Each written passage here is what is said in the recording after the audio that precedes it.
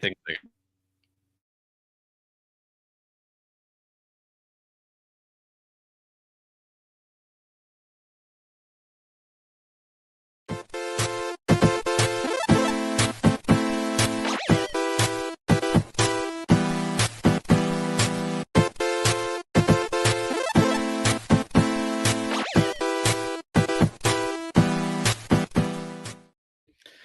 welcome to Daredevil, comic books, and more. We're only talking Daredevil. That's all we do here. It's fully taken over the show. We got Daredevil on TV. We got Daredevil in books. We got Daredevil on our arms too. Jeremiah, segue to show off your arm. Show it off.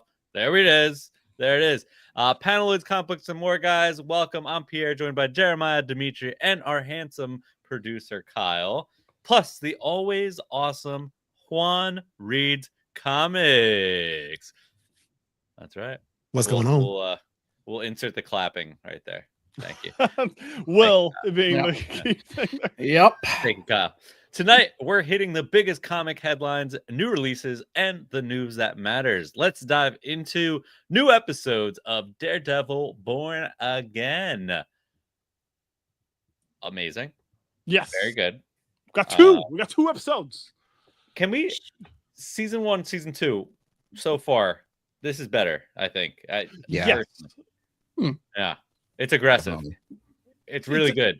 You got to remember, Season 1 was I love it. Don't get me wrong. It was a hack job.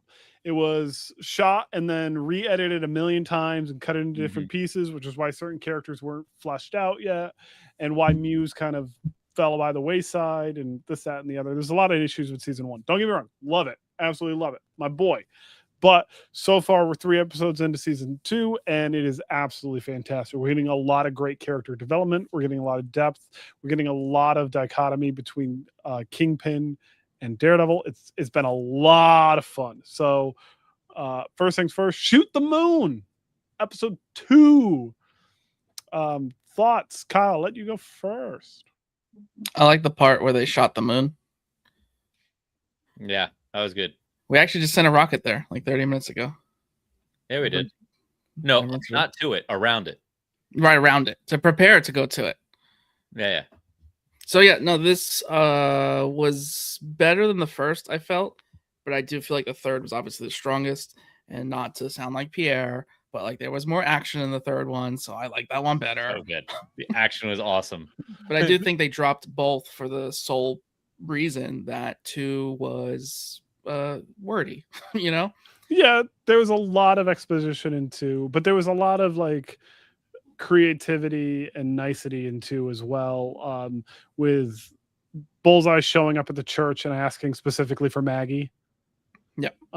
So I'm curious if they're going to be following the storyline where the Frank Miller storyline, Daredevil 160, where Bullseye becomes obsessed with Daredevil, and that's all he can see is Daredevil. Literally, he's seeing individual people walking by as Daredevil. It's a really, really interesting story. I definitely think you're onto that. Like, there's no real other way that could go, and the fact that he's helping him. Is he helping him so much so as he's like, this is the thing now because he's everywhere in his head? And they do a lot of great job with colors in this series specifically. Whenever Bullseye's losing his mind, essentially, the screen goes blue.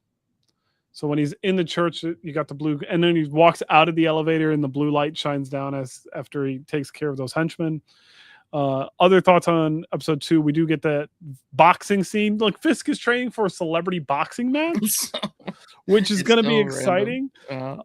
And when he punches a trainer, that is a reference to another Frank Miller Kingpin issue, specifically issue 170, where he throws a bunch of hand ninjas around just because he's training. And that's when we really find out at that moment that Kingpin's not fat. He's just strong as all hell. And so this is a little bit of a tangent, but Daniel, Daniel's been a very interesting character to follow for the first 3 episodes. Obviously, he was very important in season 1. But in episode 1, he's wearing a knit hoodie. In episode 2 and 3, you see his office a little bit more. He's got a Knicks pennant. He's got a Jets like lanyard, and he's got a Yankees glove. There's no way that he's a Yankees fan. He's definitely a Mets fan. If he's a Jets fan, Knicks fan, there's no way he's a Yankees fan. He could just be like Pierre and just likes the merch. likes the merch. True. I think he is going to become the Rose.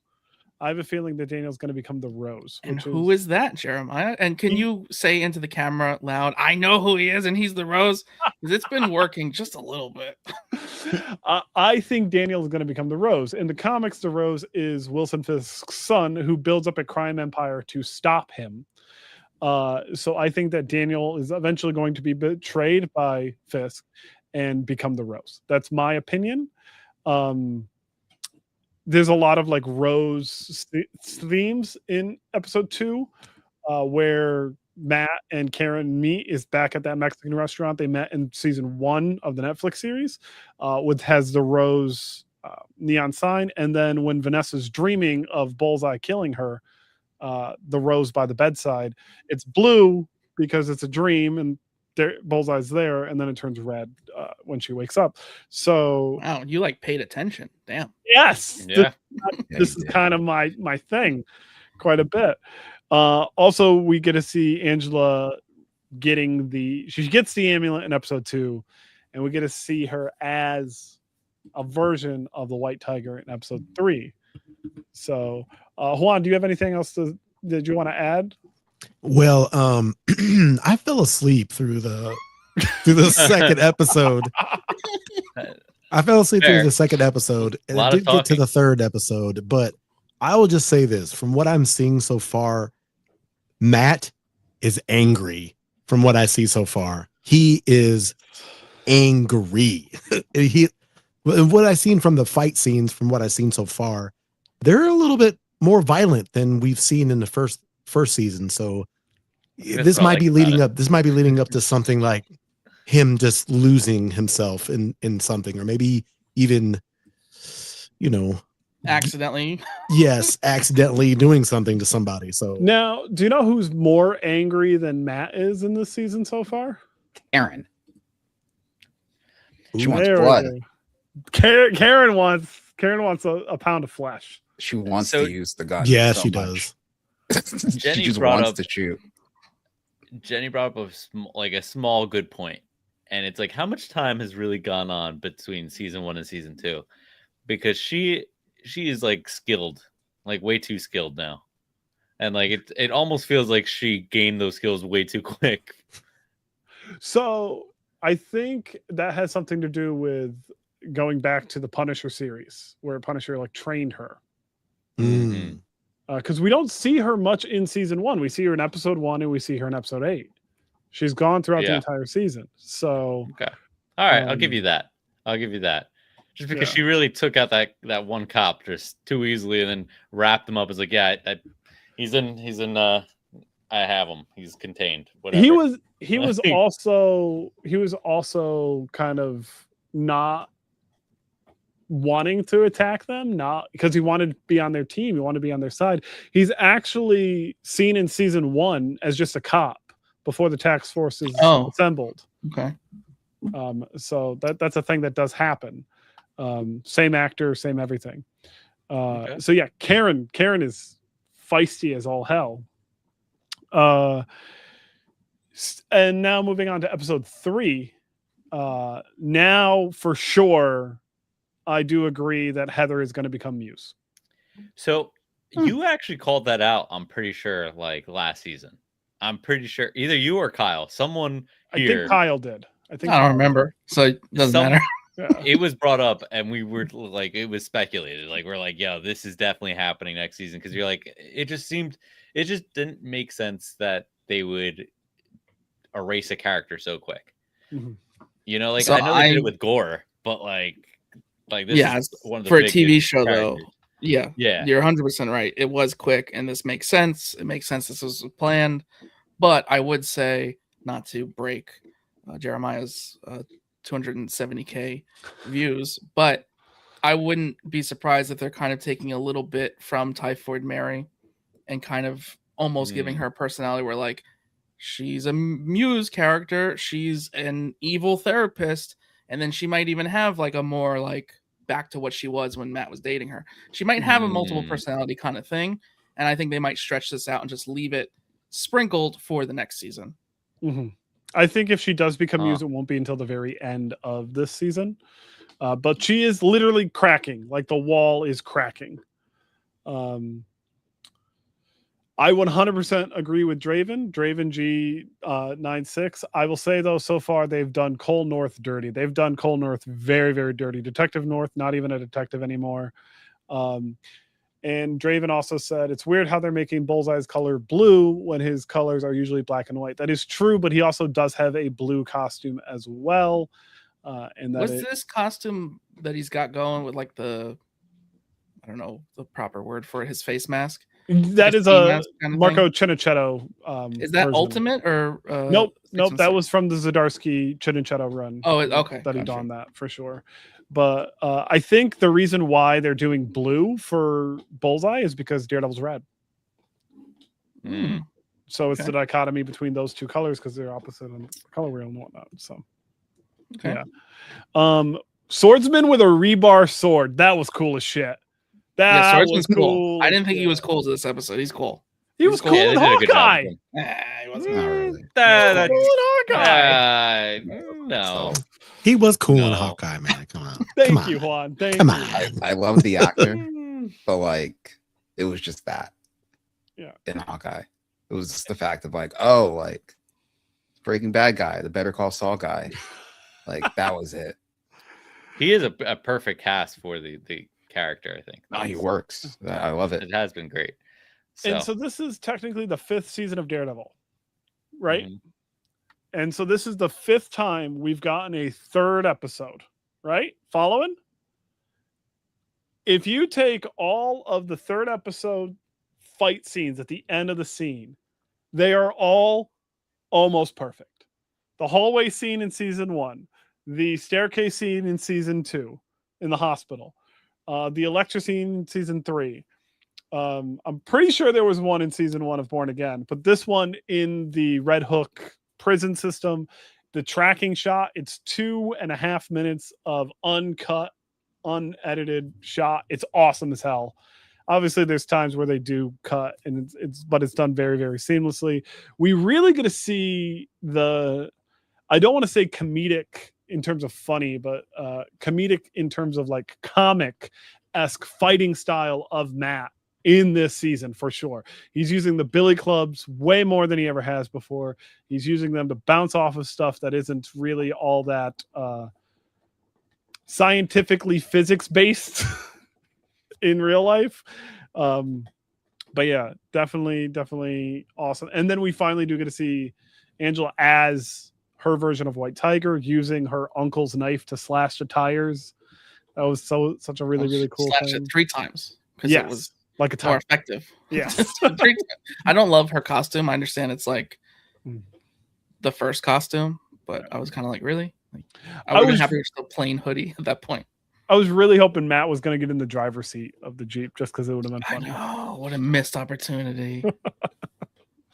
But we do get a nice reference to that new Avengers issue where Daredevil has a gun and just starts firing literally blindly. I like that. We kind of get a reference to that. I feel that's a reference to that in that one fight scene. Yeah, I think so. I will shut up now, and you guys can discuss a little bit more of what you think of these. Great job, Jeremiah. I'm gonna make a joke. Fantastic. No, this is great. I think this is the beginning of the Spider-Man and His Amazing Friends. We have White Tiger. We now have a confirmed Firestar in Spider-Man.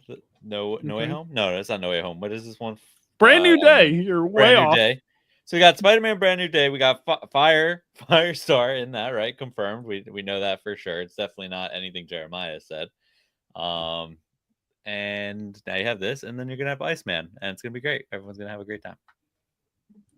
Where's White Tiger and the Amazing Friends? I'm just curious. They're gonna add. You nailed the rest of them, friends. But you added White Tiger. You gotta add her in. She's just like Amazing Friends +1. That was a good show though. When it was Peter, her, Luke Cage, Iron Fist. That was a fun show. Yeah, I don't remember the name of it. You definitely are was gonna mixing say, that with the You're classic. not referring to the 1970s show. No, the 1970s was Amazing Friends. Then they had another one, which was Spider-Man. I think it was Ultimate Spider-Man, I want to say. Spectacular. No. Spectacular Was it Spider-Man. Spectacular? Nope. It was one of those. No, it wasn't. See, now Kyle's gonna make the cut and the clip, and it's gonna show the right thing when we're both wrong, and he's just like, nope. And that's the right thing. Yeah, Pierre, nope, you're mixing the classic Iceman Firestar. No, I know what I'm mixing. I know that for sure. All right. As long as you know. Yeah. There's no one else. I just figured you modern it up, right? It's modern times, so now White Tiger's in the mix. You throw Iron Fist in there with a recast because it's got to happen. Swordmaster, and then you throw whatever. It'll be good. Daredevil. That's what we did. We just did it. I think that's everything. I think we go to. Oh, you son of a! Daredevil. You have no idea, Pierre. You have no idea. Daredevil #1 just came out today by our friend Stephanie Phillips and Lee Garbett. Huh? Fantastic. Thank you. Good job. Good job. Yeah. It only took me 17,000 clips and nothing out of it to get that correct. So there you go. Amazing start to the run, though. Amazing #1. Of course. So Jeremiah, for everyone not watching, is showcasing a Daredevil #1 cover that he has found. I pulled it. I made a fucking video. I'm so happy for you. If anyone should have pulled it, it should have been you. So that's exactly what I said to him when he called me, screaming. Man.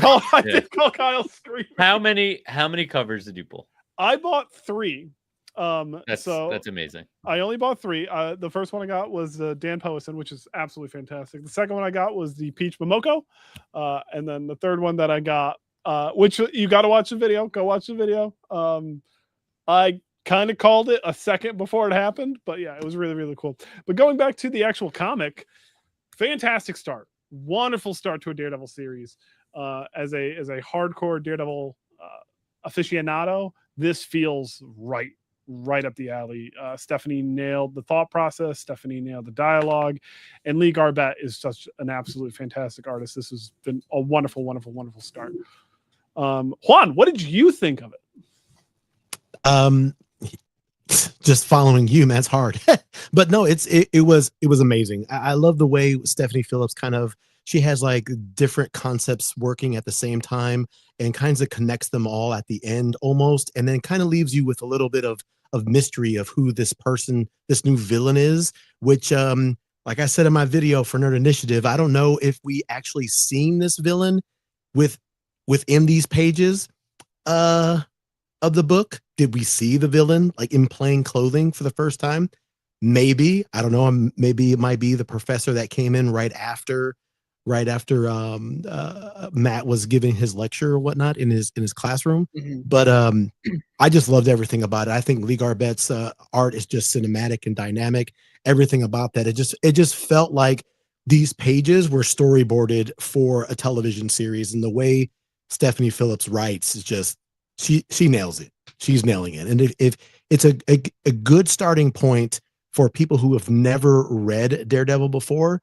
And it's also really good for people who've been reading Daredevil for years and want something a little different. Now, I will say this, there are going to be some people who are going to, I don't actually like how, Daredevil actually, his voice, the way his voice is, where she's making him speak. But I feel like it's perfect for what the tone of this first issue is.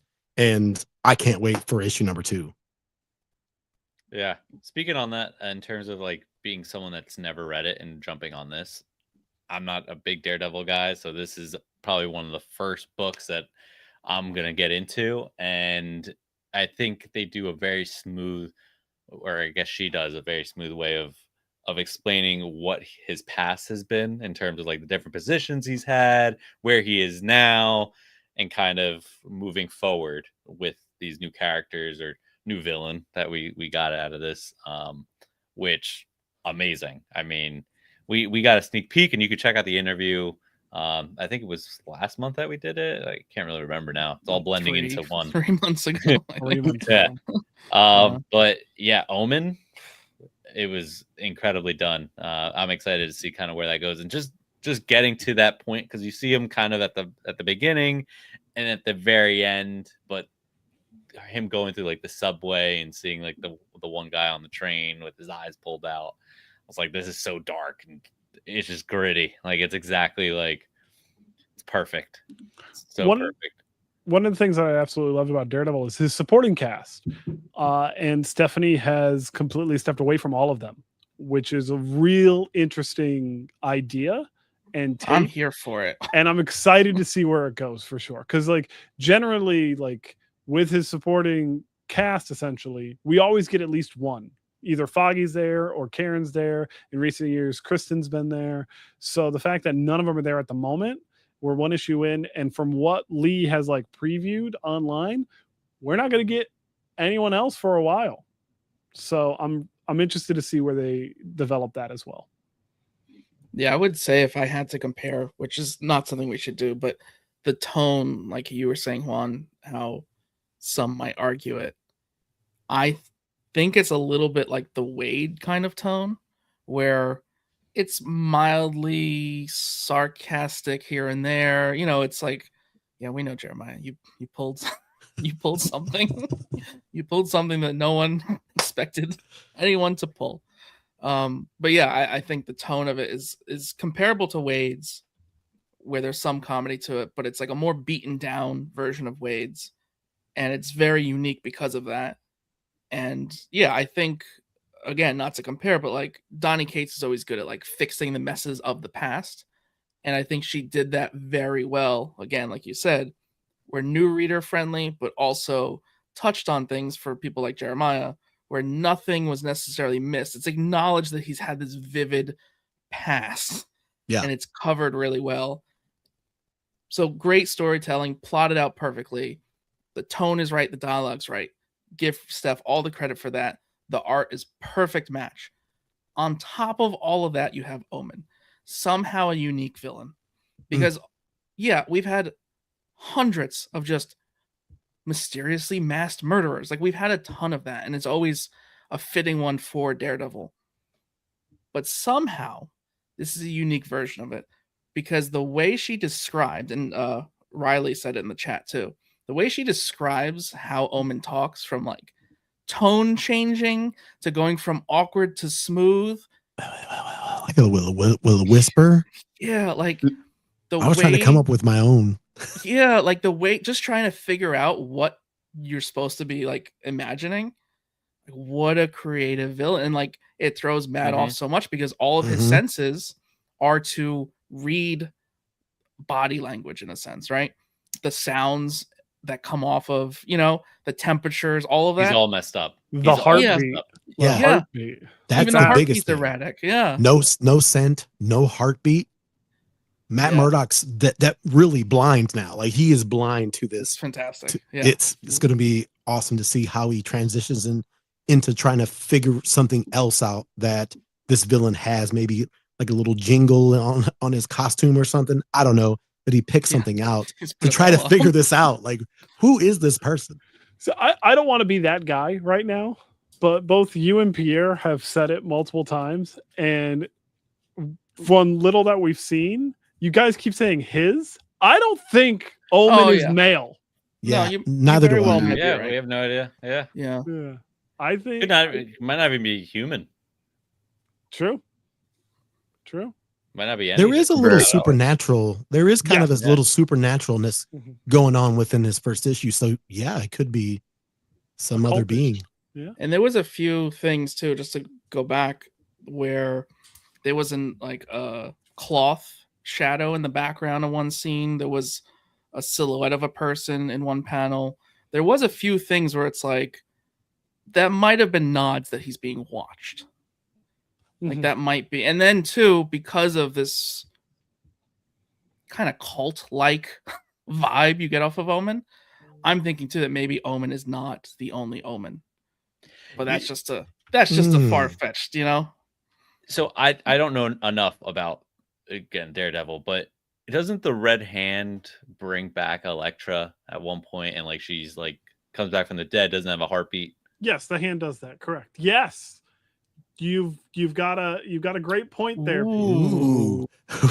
You've got a great point there, Peter. Right? Garrett, scream it into the camera. I know who Omen is. I know who Omen is. I figured it out. Daredevil #1, Elektra. Get ready, guys. It's gonna throw you all the way off. Elektra is back. I don't think she's ever gone, but No, currently She's she's running as around as someone Daredevil. But Yeah. But the one thing in the dialogue at the beginning of the book, Daredevil he's like monologuing to himself, and he keeps saying ghost. He's like, I know all the ghosts in Hell's Kitchen, but not this one. And I don't know if Stephanie's trying to like hint at something there with like the saying ghost and then never saying it again. I don't know. I guess we'll just wait till Jeremiah, who is currently dead of Daredevil villains? Yes. Yeah. It's a very long list. We don't have the time. Okay. Of all the Daredevil villains that are currently dead.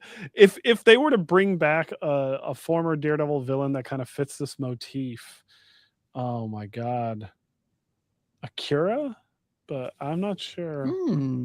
That'd be fun, but it wouldn't make sense at the same time. I think it's a whole new thing, but I think Pierre might be onto something that it touches with the hand for sure. And we had a commenter mention that there was a religious motif, but when it comes to religious iconography within Daredevil, it's part of the deal due to us running around with a Catholic boy who dresses up as a devil. So, Dimitri. Very solid first issue. Yeah. College professor Matt, or college professor looks really good on Matt. This is also like my first, same as Pierre, my first like. Oh, okay, that's interesting. Thing. He's hoping for that good-looking college professor to be on him. So, little tattoo. I love how everyone did the fucking head tilt at the same time. Okay, it's an interesting take. What do we think of Detective Forte? Oh, great question. Great question. Yeah, that's the immediate thought. That could literally be Omen. Yeah. Is it right? Omen? Like he's very like just off this small amount that we've got, very like methodical, cerebral. Yes. Very outspoken. Almost too intuitive. Kind of annoying. I like the introduction of the character, and I like the question because I think when he's analyzing the corpse in the train, it just seemed like he noticed so much so quickly on that corpse, and I feel like that's going to develop into more. Also, I know that Omen is being described as this villain. I don't necessarily know if Omen is a villain, because maybe they're looking out for Matt Murdock. Maybe it's a villain to Daredevil. But at the same time, it seems like they're trying to warn. Because they just keep saying Matt's going to die one way or another. So is there something else to this? And maybe there's a bigger overarching enemy, you know? I don't know. I believe that this is going to be not answered completely by the end of the first arc. I mean, we know Steph, I think when we interviewed her, she was saying that she already had scripted like issue 8 and 9. So we know at least past that. We know there's a classic villain coming back past that. So I wouldn't be surprised if this is like a bigger overarching setup where it's like maybe he's not a professor for very long. And maybe it's goes with the show a little bit where it's like Daredevil's here, but Matt Murdock is dead. And there's some reasoning behind it. But yeah, it's just crazy that we're in this weird era that so many books are so good right now. Like you literally could hand pick and read a 10 out of 10 book every day. There's that many good comics. And somehow we just got another one like that is this good with a top tier character, a top tier writer, a top tier artist. Like, and it's this good. Like we knew it was going to be good, but this good. I will say this was hyped to the nth degree. And so I was very skeptical going into it. 100% I was skeptical. I was skeptical back when it was announced. I will eat my shoe. Like this was fantastic. This was exactly what we needed for Daredevil. Don't get me wrong, Zdarsky's run was absolutely fantastic. Mhm. The Cooter and Ahmed run. First 6 issues were good, but then after that, it was just yeah.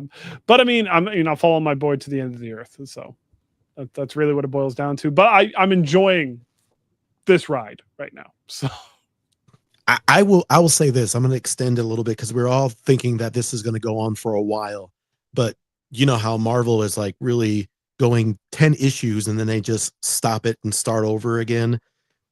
They need to let this ride. They need to let this ride until the hundreds. Like, let Stephanie write this until she can't write anymore. Like, I don't know, but I will be so upset if they stop at 10 issues because this seems like it's really opening up to something really, really awesome that's going to extend past 10 issues.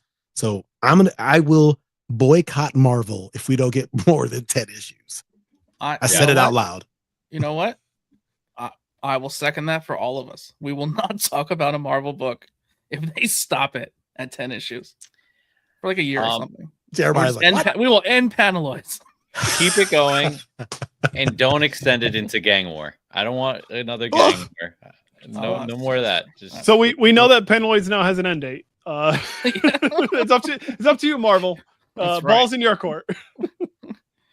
Steph will be like, I don't want to do these interviews anymore. Can we relaunch? It'd be fun to keep it in that supernatural vibe, though. Like, I'm excited for this. I like it a lot. All right. So moving on, Absolute Superman number 18. The introduction of 2 big characters. We have Absolute Steel and Absolute Black Adam. I guess we call him King Shazam in this. Is that what we're calling him? What? Yep, I don't like it, but yeah. Okay. All right. Well, I like Steel a lot. I didn't expect that at all. Like, I was like, wait, what? Why is this guy got a hammer? And then it's like, oh, it's Steel. And I was like, oh, yeah, it is. That was cool. I knew it when he was dragging that hammer across. When he was like, it was like, yes, here comes Steel. I'm like, yes, let's do it. But you don't really get to see his face. I mean, I read it just recently, but just maybe 5 minutes before we started on live. But like, I don't remember if we actually get to see his face or it's like we don't really see his face at all. Full mask costume. No. You have no idea. It could be a completely different character. It might be a few issues too now before we get any more of it, to be honest. Yeah. But Black Adam seems like he's still Black Adam. Like the character's still the same. It's just the lore and story is different. I thought it would be a little bit more of a twist. Like if I'm being honest, I was trying to like figure it out like from months ago. And the way this was reading out like from the narration, I was thinking it was going to be someone who was like maintaining the slaves. Like I thought it was going to be the like you're going to think like it's from the victim's perspective and the slave's perspective, like, and I thought it was going to be a flip of like, no, it's actually the prick that just stabbed this guy's uncle because he wasn't working hard enough, you know. Like I thought it was going to be a flip like that and be like, oh, we're getting something really evil, and it wasn't. It seems close to Black Adam's story. Again, I'm going off of the film because I don't think I've properly read Black Adam, if I'm being honest, which I think I watched on a plane, which makes it worse. That was Pandora, right? You know, that crossed Pandora my mind. From New 52. And so it crossed my mind, but I don't know because she has like a face tattoo that was missing from that panel. And she was wearing a black cloak, but this is Absolute. Is Pandora universal like Galactus, or is Pandora per universe? I have no idea. So I believe way she sounded, Pandora is one, right? That would make sense. I agree. You might be on something though, Dimitri, because that technically was also like way in the past, like way in the past, like even like before Jonah Hex, before her tattoos, and she got a new jacket. Yeah, I did think that though, crossed my mind, but we're probably wrong. Probably wrong. I hope it's Pandora. I hope they do more of that somehow. I'm ready after the end of DCKO, I'm ready for Pandora to just become this big overarching story. So the bigger thing that I thought that was kind of cool was Brainiac being behind this. That was the big twist. That that was fun. Didn't expect Brainiac seems to be a lot more involved with everything, and I'm excited to see where his character goes. And I think we called it, or you called it, someone called it, that Brainiac was going to be almost multi-dimensional. He was going to be involved in a much bigger situation, especially like last issue. He was just demolished Lex Luthor's life in this universe. So I don't know. Just seems but I did think so when Brainiac was kind of saying he's going to do an experiment on the kid and all this stuff, I thought it was going to be something different. I didn't think he was going to get like the Shazam powers. I thought it was going to be something else. Like he was going to give him some sort of other power. Like he would still be Black Adam, but like something else, you know? It may be a little different still. I guess we'll see if his power set's different. I did think it was a miss that they didn't go with a different costume color scheme or something. So I was like, if they're calling him King Shazam, but he's technically like Black Adam, wouldn't it have been cool if it was like a black suit with like red thunder and electric and, you know, like just something a little spicier because we're just getting another all black Thunderbolt suit. Like it's just red like typical is the Omega Force or the KO Force. Oh, see, that would have been even cooler. So that I think again, we just introduced, so maybe there's more to see, but but we're gonna move into Batman number 8. Keeping going on Matt Fraction's run here. It was great. It was good. It was just a little segue into kind of more of a story that they're going to be doing. We have Vandal Savage having his own little interview with Poison Ivy, and I don't know. We'll see kind of what that's developing into. Seems like they're coming to an agreement, I guess, right? More or less. All right. Dimitri's ready to say something. I'm just giving him his moment. Oh, no, you go first. You go. Well, I'm going to end up going into a whole other book, so you go first. I just thought it was funny because Pierre has skipped this one, and he didn't say that at all. Behind the scenes, everybody. Pierre did not like the I did not like it. I meant we weren't going to spend too much time on it because it just felt like, you know, it was just filler. That's all it really was. It was still good. It just it was change filler. the little tag on your name, Pierre, to producer, since you're yeah. to skip. It was cool. Batman. I thought for whatever reason, I thought like, and I don't know if this has happened. It's like kind of an off tangent thing. The fact that he's talking to Alan Scott and like they have this like you know, it was a weird rapport. I'm not gonna lie, it was a little bit of a weird rapport. It made me think there could be a team down the line with Alan Scott and Dick Grayson because they kind of have that. I don't know. Well, maybe I'm off base here. We know how much Alan Scott likes Dick Grayson. Grayson. Oh man, knew it. Come on, Jesus! I walked him right into it. That was a rough one. It's all my fault. Here's your segue into Poison Ivy, Kyle. That's a fine. That's a fine. Yep. You're getting fined for that.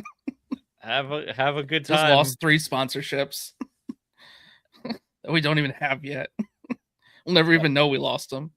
Nope. Then he's gone. The next interview just canceled. I just got an email.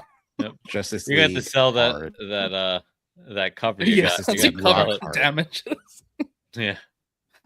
All right, so Jeremiah has gone blurry with embarrassment for his. He censored himself. Censored himself. So the Batman issue, which Pierre wanted to skip, but Dimitri really liked, I think was a filler. But I think it was a filler for the purpose of it's very much a different perspective of Gotham. Because Poison Ivy has a much different vibe and is in the same setting. So in Poison Ivy number 43, that's right, 43. Hear that, Marvel? Number 43, when something is good, instead of saying like, oh, well, you were only planned for 10, we should stop you at 8. Saying, oh, you were only planned for 10, 43. Thank you. the Poison Ivy perspective, it's not as like clean cut as they show in Batman. Like, she's making deals. She's gaining an army. She's gaining control over someone who's immortal and somehow has the power in some sense. The Poison Ivy issue perspective, she's pretty much winging it and is power hungry. And some spoilers, she has to work on the infrastructure of the piping under Gotham. It needs some work. So the same businessman who, like 3 generations, has been handling this for Gotham, comes to her and is like, yeah, my family's been doing this for like 100 years. Like, we got it. Don't worry. Like, sign the contract with us. And she's like, no, let's go look at your family's work. She takes him into the sewage pipes. He's not thrilled about this. He's not happy. He's never, his dress shoes have never touched a puddle. So they go into the sewage pipe. He's not really answering the questions correctly. And long story short, I think she murdered him and turned him into a tree. And like HR calls of like, where are you? Like, you've had this guy out and about. What's going on?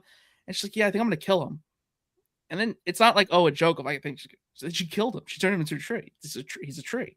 Like, under the pipes. He's a tree in the sewage system where, he's anyway. So nice little Easter egg in the sewage system. Jason Todd was here, was spray painted. And the thing is, no one knows Jason Todd is Red Hood. So like, there was no reference to it. It's just in the background. Like, no one stopped to be like, oh, that's funny, because no one means nothing to anybody. So that was a nice touch. But yeah, the whole thing of this power trip she's got and taking over, and again, more spoilers, but like basically pushes Harley Quinn to the side of like, this is bigger than us. Like, I gotta take this mayor thing seriously. It ends with the Parliament of Trees sending one of their enforcer creatures, and like a whole hill, like a whole park, comes to life, and you have a talking hill. It's like, you really pissed everybody off when you killed the other Parliament of Tree character, when you ate him, like, you pissed us off. So it's like, there's still these old arcs looming into the fact that she's mayor. And it's just really well done. Like, just, they show her walking down the street. You see Mr. Bloom like yelling at her like, you can't just kill people. Like, what are we doing? Like, this is not good for press. And people are like stopping and taking pictures with her. Like, I voted for you. So it's a much different vibe than what Batman is showing. And it's going to be very interesting to see how they cross over. All right. Well, we got to check that out.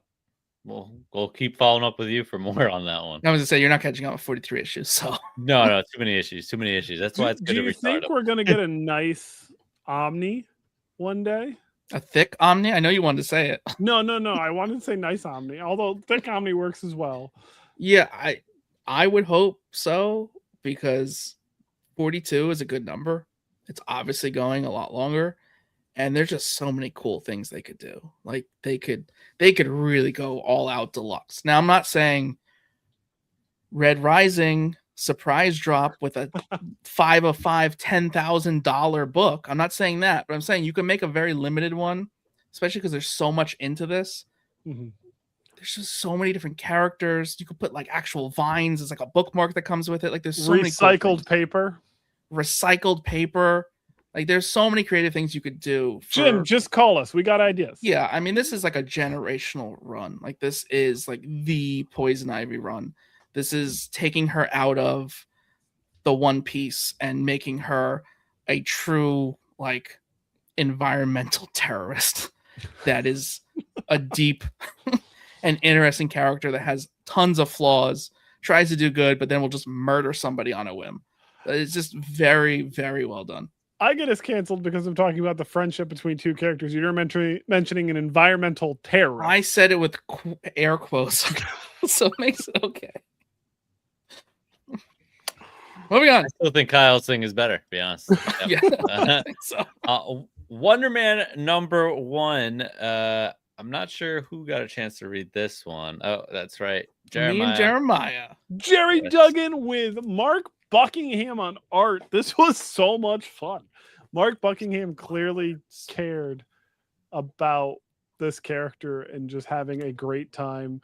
Hellcat shows up. Really, really fun issue. Excited to see where it goes. I also love the way that they did the printing in this. Like, the panels were on film frames. Like that was a really, really cool little take. Yeah. And then Wonder Man's brother shows up at the end. Minor spoiler. Question about that, if I can interrupt you. By all means. Do you know the last time we saw him? Because the last and only, and probably literally only time I've ever seen him, ever, actually, if I'm thinking about it. Uncanny Avengers. I don't know. Showed up. This is a reference to Uncanny Avengers, but what you should have read where Wonder Man shows, I mean, where Grim Reaper shows up. There's this great Eisner-winning award series from about, I think it was 2016 or 2017. Art was by Gabriel Hernandez Walta, and it was written. Oh man, who wrote it? It was the Vision series. Who wrote that? Oh, it was Tom King. Yes, Grim Reaper shows up in that. So no one wants you to say that. But no, whenever there's Wonder Man around, Grim Reaper's going to show up regardless. So, okay. I wasn't aware of that because to me it was like, oh my god, I saw him get killed in Uncanny Avengers like 10 years ago. Yeah, they're literally brothers. I mean, he gets killed in the Vision series as well. So, Gotcha. Yeah, no, this was dense, Very dense book. Yes. First time reader friendly to a point, but maybe not because of how dense it was. Like you could get turned off, like, oh my god, you're shoving all this history down my throat, you know? Yes, it's a lot to put up front for sure. Wonder Man hasn't had an ongoing series in a hot minute. Yeah, so it's definitely necessary, but maybe not because the show was so well done and popular and just overall good, even though some of us didn't like it. I think that with the show, you probably didn't need that much setup, but I think it was worth it, and I think I'll keep reading it for that fact alone. I can't wait to enjoy this book more than I enjoy the show. Put it out there. I am the one.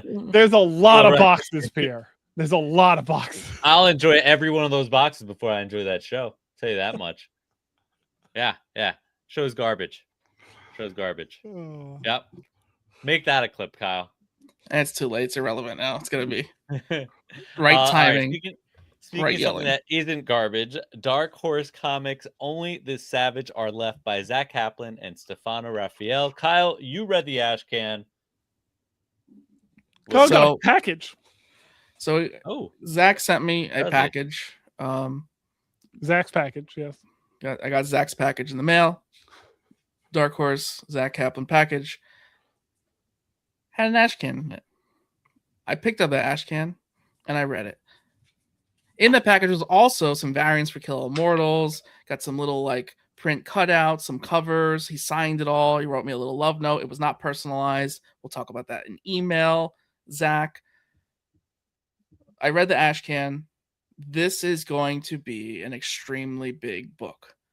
The apocalypse is never going to not be popular. Even if we're on our way to our own apocalypse, it's still going to be popular. We're still going to be reading the Walking Dead comics and White Sky, even as the world is actually worse outside of those books in real life. We're still going to be reading them because it's good, right? This is another one. So just a little bit from it. I'm sure the Ash Can, you could go get a copy now. FOC for this book is April 27th, so just trust me. Pre-order now. It's not zombies. It's not a virus that just magically kills you. It's a virus that kind of makes you act like a zombie. And the way this book alludes to it in a very nicely paced way is the world actually got their shit together and was handling the problem rather well and came up with a cure. But humans being humans, something with the cure didn't go well. So they were almost good. Like they almost beat it. And then it didn't happen. Everything went to hell. And then you're left at the end of the Ash Can with kind of two characters who are like, yeah, we got to stop helping other people. Like it's survival mode now. Because before it was the world came together and it just didn't last. Sadly, probably the way it would happen for real. But this was a very big hook of an Ash Can. I don't see this not being a huge Dark Horse title. It is absolutely going to be one of those ones that goes nuts on eBay. It is set up for possibilities of movies and shows for sure. Just the Ash Can, not even the full issue, just the Ash Can. I'm telling you, this will be like one of the big top tier Apocalypse books of the year. All right. You heard it here first. I can't wait to pick this up. Anything Zach Kaplan does. Oh yeah, anything. Yeah, he'll be on soon. He'll be on soon. Oh yeah, definitely. He definitely will be on soon for interview. We've already kind of talked about it. It was very nice to send me this great package, some really cool stuff. But I mean, like, for real, this is gonna be like this big thing for Dark Horse. Like, there's no way it's not gonna be the biggest thing for Dark Horse. You gotta show off that package. Can I leapfrog slightly? Yeah, leapfrog. Speaking of ash cans, I picked up an accidental ash can today. So I saw this on the shelf, Megalith #1 from Bad Idea. I told myself I would never buy a Bad Idea book for multiple reasons, but Louis LaRosa art. And when I opened it up and I saw that it was Matt Kint on writing, and it is an interesting like texture. It's not like a normal comic. It's almost like a previews comic, but it was a price for $1.99. So I was like, sweet, full issue, $1.99, like little cool. No, it's a fucking ash can. It's an ash can that's showing off all of Bad Idea's new books that are coming out. So good job, Adam. Good job, Dinesh. You got me. You made me pay $1.99 for this. But Louis LaRosa's art is always worth it. Megalith, it seems really interesting. Exactly what it says on the tin, and obelisk or megalith comes popping out of the ground and shit goes down. So if you're a fan of Matt Kint's writing or Louis LaRosa's art, I'd suggest picking it up. And you can pre-order everything Bad Idea at your LCS. I won't be doing that, but you can.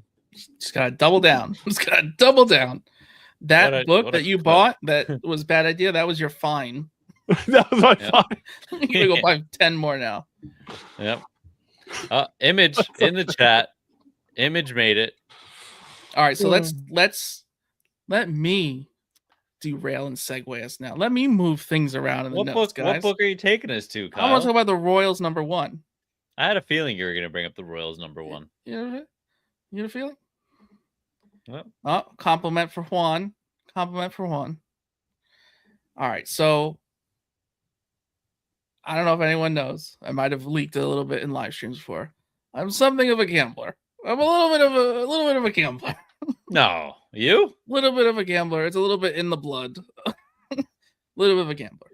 So when I saw an image book about cheating at Texas Hold'em, it piqued my interest.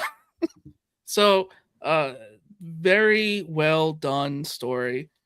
Very immediately likable, fun characters. It kind of reminded me of like Pierre, because it's just like the one brother just like, please don't it was likable. But just like, please don't do that. We need to do this. We need to be on time. Come on, what are we doing? Just a little bit of like, I felt the brother's pain of like, hey, he's just trying to get him to get to the place on time, you know? So it was very much a fun story. It's obviously going to get like heavier, but the premise is basically two brothers cheat at Texas Hold'em using mind powers. Like they can communicate. So they're twins, so they can telepathically communicate. So from what I got, mild spoilers, but one sits at home and watches the television of the tournament and telepathically is like, hey, this guy's got that. So the other brother never loses. So he's like, I think at this point in the book, he's like 6 wins, like just, and you know, it has like that with poker, you kind of like, there's almost like celebrities within it of like how many tournaments they've won, how many World Series they've won. So it's, you know, there's some characters that are very funny. And it's like, oh, you got some competition here. It's like, well, yeah, because he's secretly cheating. So, Kyle, I'm curious. Do you have a favorite poker player? My mom, obviously.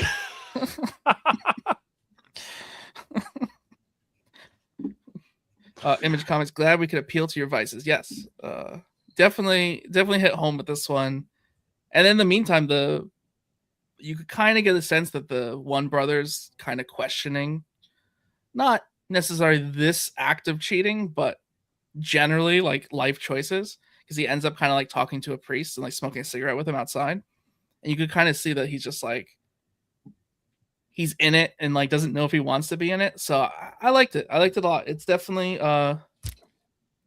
another image number one, and that's all you have to say. It's just definitely another image number one. All right. Well, back to our scheduled broadcasting.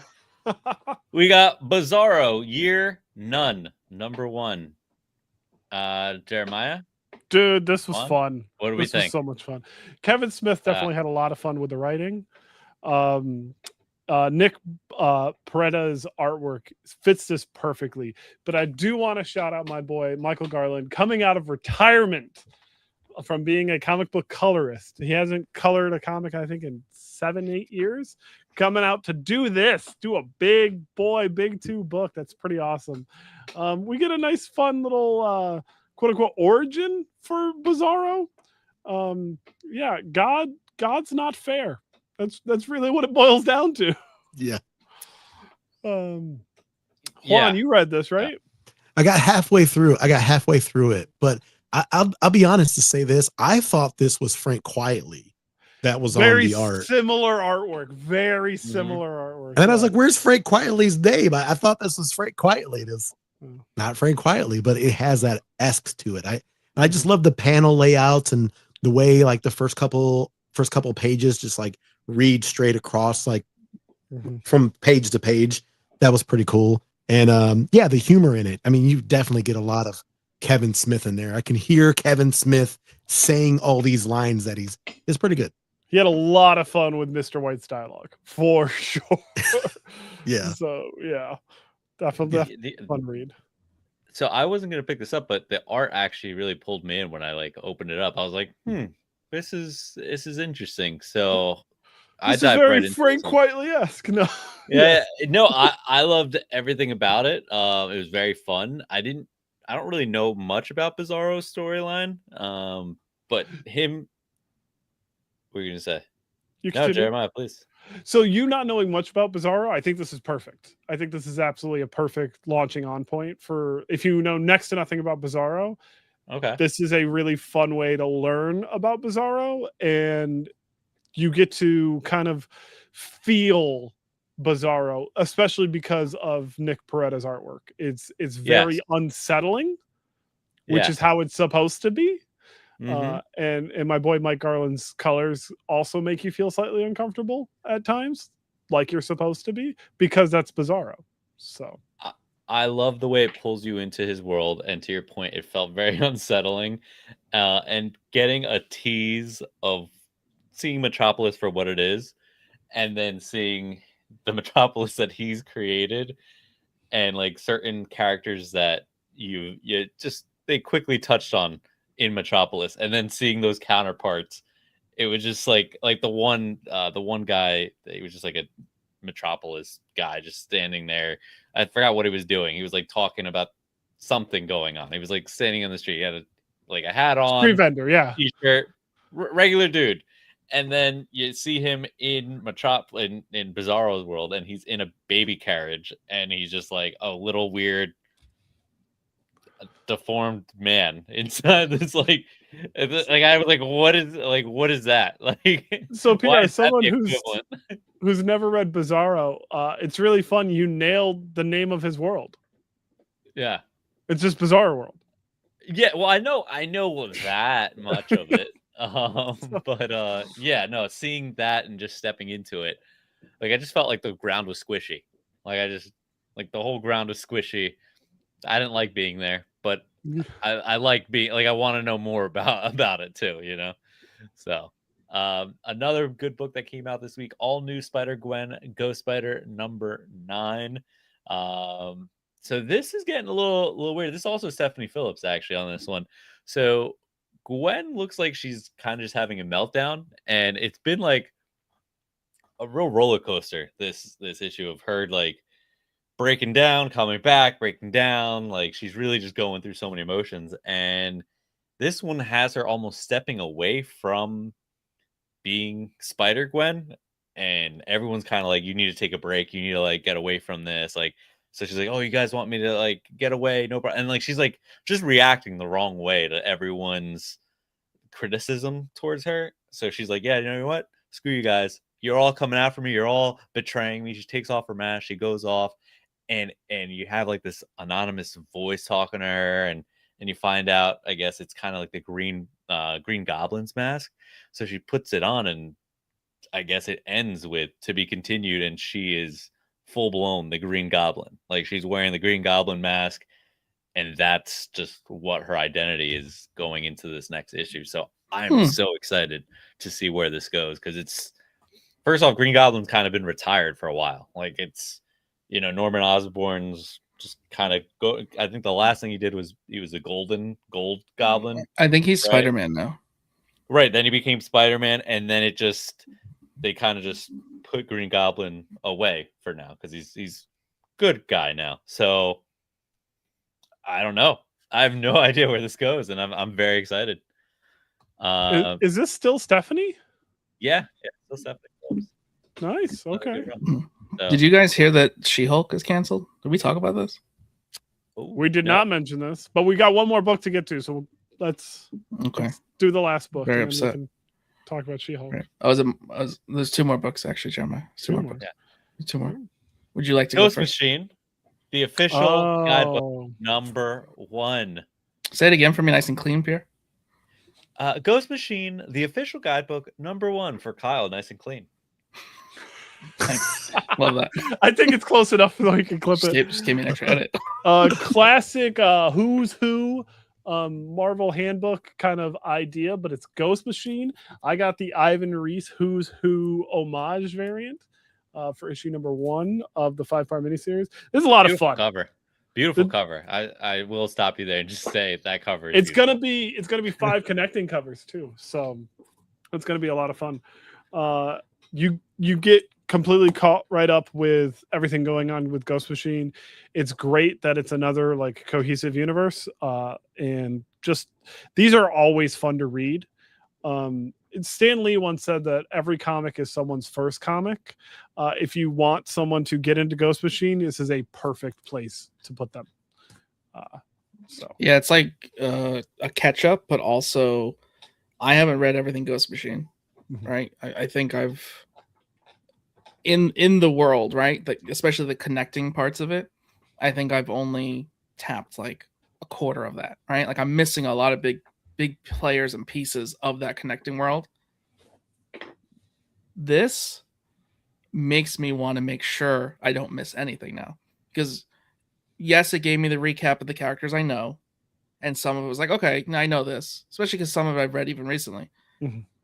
But the recap is nice. The recap of the events are nice. The fact that we're getting 5 issues of this, and then for everything where I was like Albert Einstein, for example, I haven't met Albert Einstein in Ghost Machine yet. Very interesting. Very interesting take on the man. Yes. Very, very interesting take on the man. So just that alone, I'm like, oh my god, what am I doing? Like, I need to catch up. So it's a very good like history book, but I will also say it's like a hook. Like it is a hook for any missing piece of Ghost Machine you haven't touched yet. This will make you want to catch it. One of the things that I think is also really cool about this is going to be a 5-part mini, and Ghost Machine has put out enough to make this a thing is awesome. Yeah. It's awesome. It's one of the really cool aspects of Image, because within Image is a big umbrella. There's so much stuff underneath Image. Ghost Machine is the backpack that umbrella is underneath, and it's just chocked full of awesome stuff. That's a good clip. That's a good clip. What's not going to be a good clip? Batman Static Beyond #5. Okay. All right. Listen. I've had my issues. I've had my loves for this book. I do have a soft spot for Batman Beyond. How do you feel about this book? How do you feel about this one? It had a little bit of a roller coaster. It is doing well now, I will say.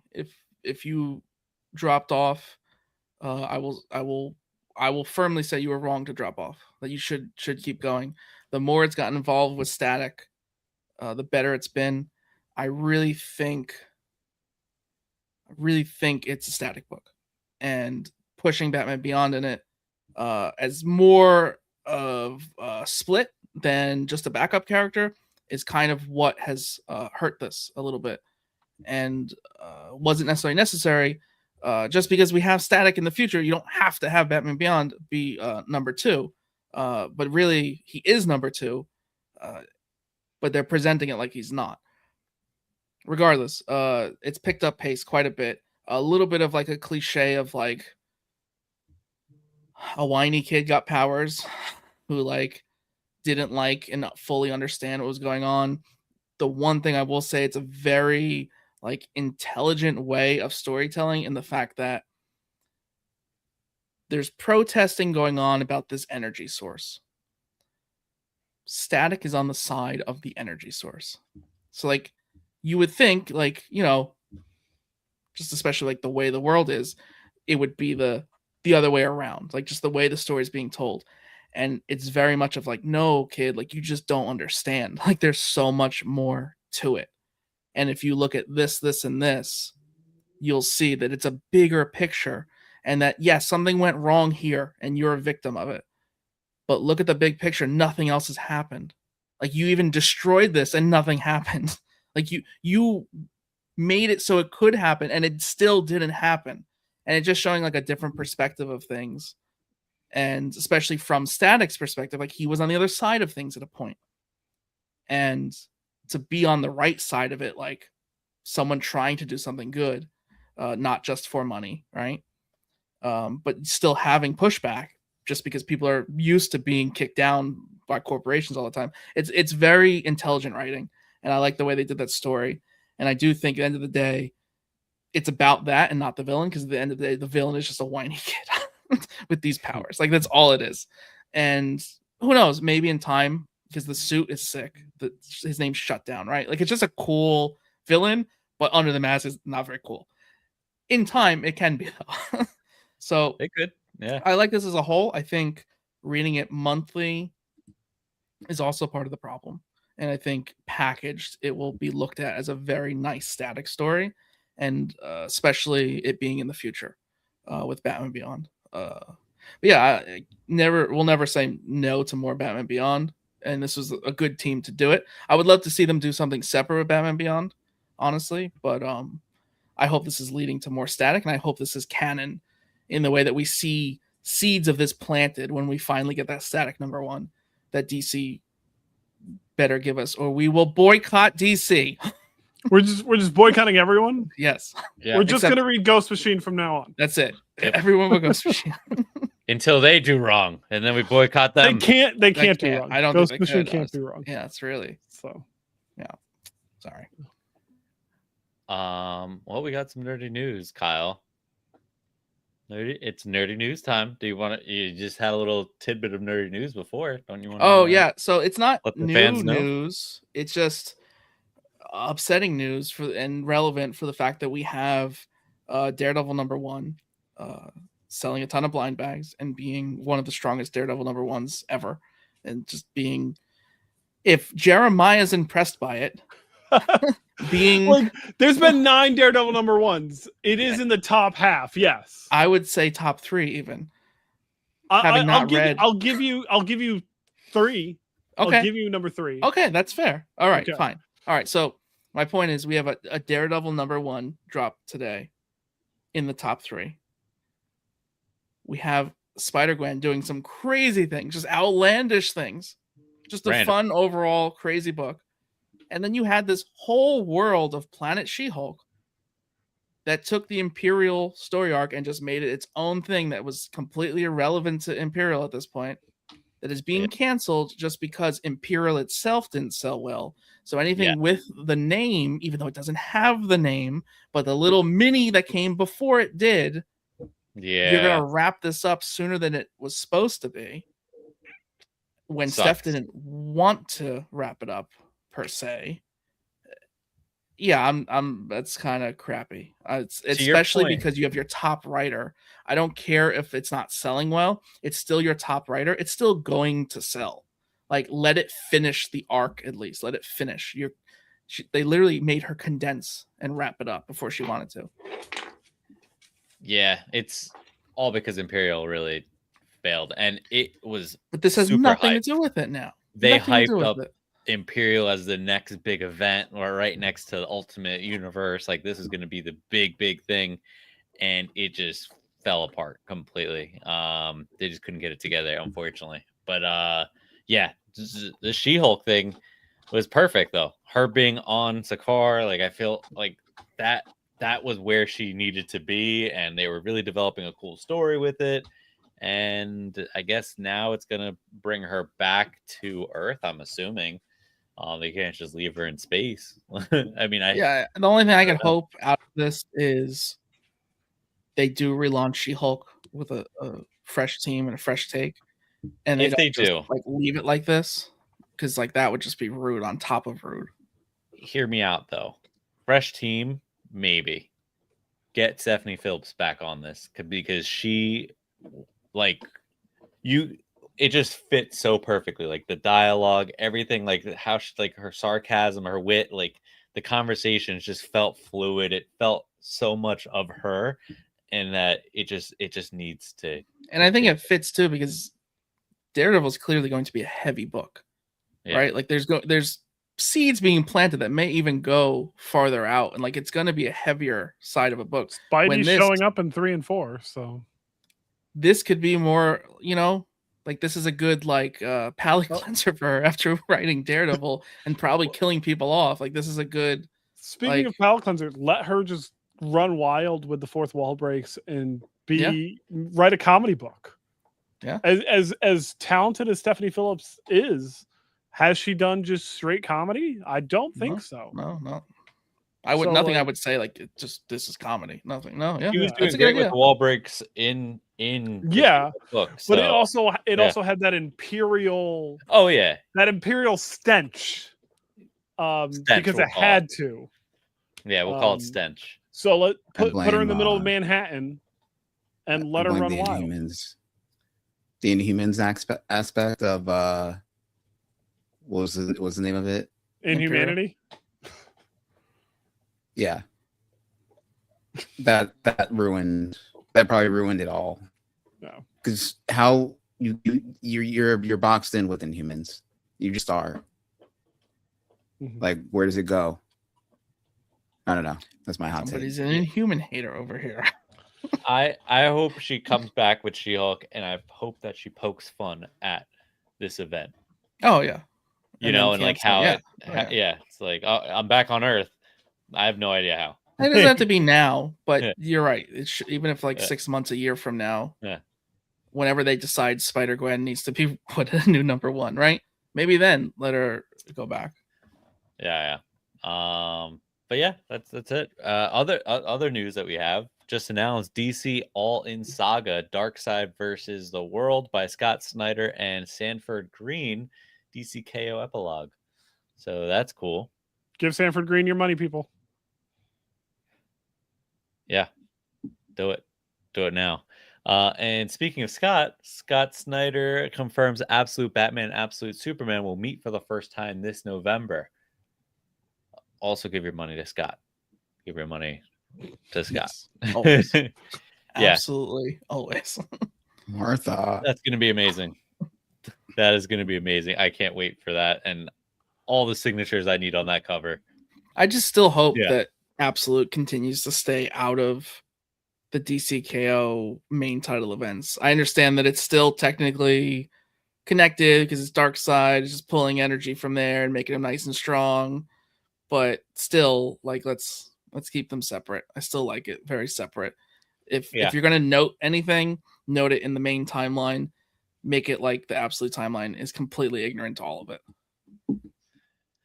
Keep it going. I think after this DCKO epilogue, we'll probably get some interdimensional crossing over. Yeah. It's gonna happen for sure.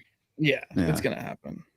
I don't want it rushed, which it doesn't seem like they're doing, but I also don't want it done like the event is the event. Like if they're gonna do it like smaller, like more like secluded, like just like swap an Absolute with a main, just swap them, just something that's like contained, not a big event again. Yeah, with that. With that, we bring you rumors, and I got one rumor that I really gotta break down. Juan, we heard that little birdie told us that you killed it with your C2E2 coverage. Oh yeah, I did. Maybe I did. you wanna I tell think I us did. about it? Somebody said tell us that I about did. Well, I first day literally ran over to Ryan Brown and Charles Soule's table to get the 1 in 500 Zane that they put together, and read this. So it's a continuation of 8 Billion Genies, like one shot. Yes, sir. That guy right there is the red one, and it continues. So after 8 Billion Genies ends, this happens, and so if you know the story, anytime the world gets to 8 billion, everyone on the planet Earth gets a genie. So it happens again. But the red one basically is like offing people because he doesn't want to go back to all of that. And so he's keeping the population under 8 million. Yeah. 8 million? Yeah, he's keeping it under. So it's really quick and it's pretty cool. But from what I heard from Ryan Brown, he said that they're going to be doing an ongoing here coming soon. I don't know if he was messing with me because we took a couple shots. We've been drinking, but he said it was going to be possibly an ongoing with this new character. With that announcement, I will state that I will add a genie. A genie? I will add a Ryan Brown genie. Add the red one. I may add the red one. I have a genie plushie at home because they did that a few years ago. I didn't get the vampire genie. I just got the regular genie. But yeah. But do you have a genie koozie? I don't have a genie koozie. Oh, I don't need a genie koozie. But with the lamp wick on the back. Oh, the lamp wick, which is the bar that takes place in 8 Billion Genies. Fantastic series. And I don't know if you are aware, Juan. Yes. But Ryan Brown was Paulo's roommate in college. Really? Yes. I knew this was a fact time. I knew it was. I was ready. Fun fact. I only have water. Yeah, he always does the same segue into a fact. We're ready. Yeah. Thank you. Thank you so much. But did you get one of his mystery bags? I didn't. He had a VHS tape in him and all that jazz. They were such a cool idea. He was trying to get rid of all this crap he's trying to say. But one of the cool things that I got to do was Ryan Brown and Charles Soule had an after party after the first day, and I got to go to the Logan Arcade and do this scavenger hunt. So at each section of the arcade, there's a clue, and the first clue is on this card, which is the first genie is found where you find Will Williams. So if you know who Will Williams is, he is the bartender at the Lampwick. So that's your first clue. So you go to the bar at the Logan Arcade to find this little like black piece of paper that is they use like a UV pencil or pen or something. Then you have this little UV flashlight that you have to flash on it, and then it'll tell you what the next clue is. And as you go through all 6 of them, the 6th one says, if you want to do 7 and 8, then you'll have to go to Ryan Brown and Charles Soule's table at C2E2. So then he gave me these 2 stamps and then signed the card that was your scavenger hunt card, which was pretty cool. And if you've never been to the Logan Arcade in Chicago, Illinois, it was my first time there. Pinball machines right when you walk in, a plethora of beer and liquor there. So if that's your bag, that, you know, like me, I love to drink. And then you have a bunch of like 80s and 90s arcade games in the back. They had Dance Dance Revolution. They had a Jurassic Park game. They had everything. And I was standing at the Mortal Kombat 2 forever because no one can take your boy down. So I only had to put 2 quarters in, but I was whooping everybody's booty with Liu Kang because I remembered all the moves, back, forward, back forward punch. I was whipping everybody's ass, man. It was hilarious. Like one knows how to. I was like, man, you don't understand, man. When this game came out, I was 9 years old when this game came out. So we know how old you are, Juan. Do the math. But it was a fun time. I had a fun time in Chicago. C2E2 was pretty fun. How old was I when Mortal Kombat 2 came out? Oh God, here we go. Here we go. Here we go. Fun fact we don't need. This one we don't need. I was a year and 3 months. Oh Lord. So you're a baby. Of the con, Juan, what was the best part of the con itself? You got to pick one. You had 4 days. You had 4 days. Best part of the con. I don't know, man. 40,000 steps in 1 day, but yeah, it was like 40,000 in one. It's like 73,000 in 4 days that I walked. Oh man, you got to be sore. Monday, I was trying to get up and do my comic collection Monday, and my legs said, "Nope, you're laying in bed all day. There's no way you're doing this." I mean, to be fair, if I did the same amount of walking Juan did, it'd probably be half that. But that's a terrible joke. Oh, because I'm so short. Wow. And I'm so tall. That was. I am offended as well. No, it's probably true. He's probably right. No, I think the cosplay was amazing. They had this one that really stuck out. Someone did a big head Doctor Strange, and this big head was like seriously maybe 5 feet wide, and he was like 7 feet tall. And as he was going down Artist Alley, he was basically, everyone was like trying to duck underneath him, but he was so massive and he had these massive hands. Probably one of the best cosplays that I've seen. That, and I don't know what else, but the cosplays was freaking awesome, man. Everyone's cosplay was really dope this year. My last question, best creator interaction. Best creator interaction.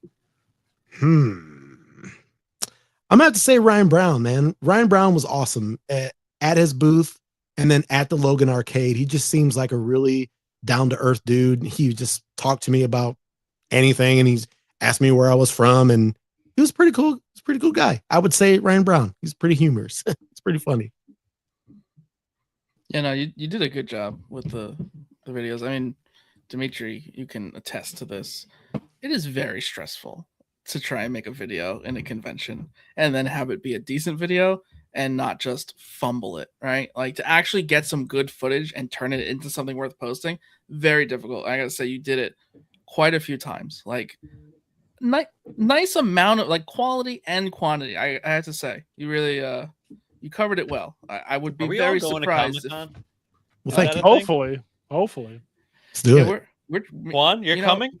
We're wherever. We're trying to share a bed. We're always trying to share a bed, me and Juan. And it's the bed. Was it's like, really, you're sharing a bed with me. It's not the Comic-Con we're excited about. It's the bed. Yes. Right. That's what it is. Sleeping arrangements. A twin. It's got to be a twin bed. Oh God. You added something in here. It's called story time. I don't know. All right. Yeah, what is this in the notes? Story time? Hear me out. All right. Hear me out. All right. I couldn't sleep, and this idea came in my head because I think about Ryan Stegman when I'm in bed. Right. So yep. I was thinking about the Creationist from the X-Men Annual that Ryan Stegman wrote. Yes. I was thinking about how that character needs to be used somehow. And I also just recently finished New Avengers, right? Sam Humphries wrapped up his great run with number 10. And I had this like idea of like how it could continue, right? So I like wrote a little plot for it. So I have this idea, right? And Jeremiah, you could correct me if it even makes sense or not, because it might not. You might have to swap out characters to make it work better. But I'm thinking the Jackal comes back, right? Or a Jackal, whatever Jackal manages to survive. The Jackal, go on. Right? So here we go. The Jackal comes back. He kidnaps the Creationist.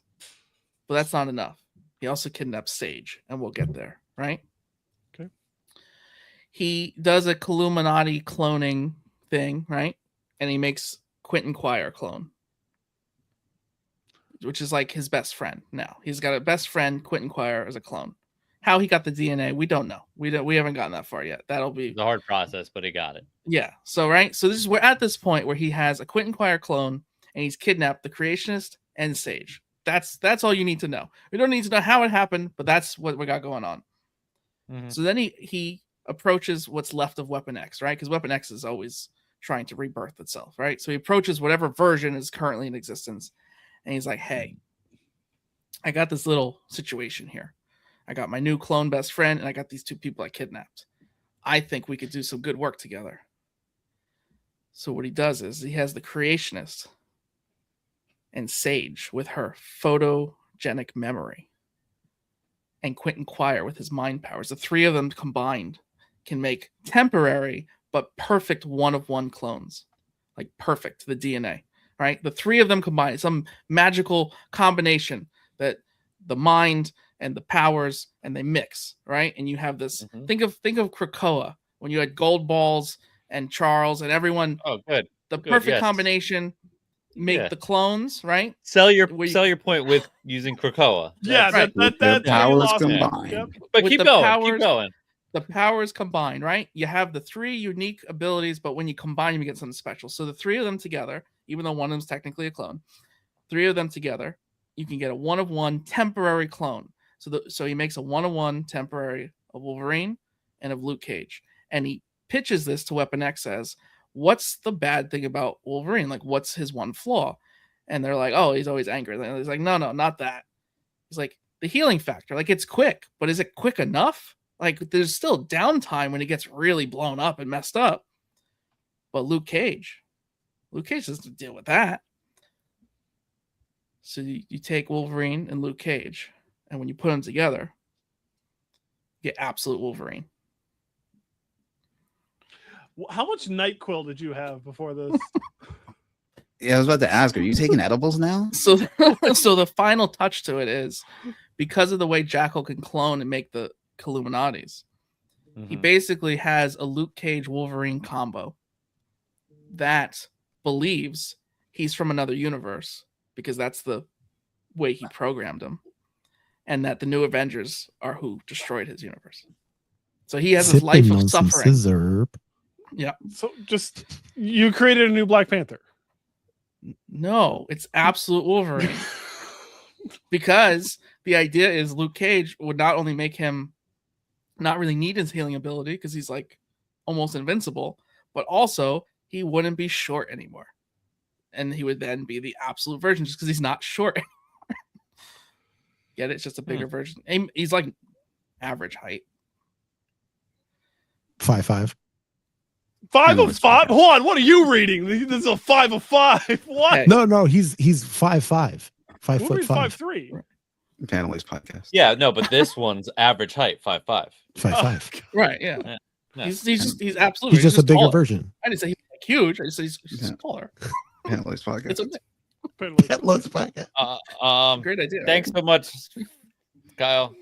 Thank you so You know much. that scene in Billy Madison where it's a game show host that says everyone in this room is now dumber for having heard? There was something. Creationist coming back. There's something there. There's a grain there. There's a grain there. I'm sure. I don't know if it gets to absolute Wolverine. You gotta talk to Stan. I mean, anytime Jackal shows up, I'll be about game. But you wait. You're gonna see my name on this 2-part mini that they will cancel issue 2 of. Yeah.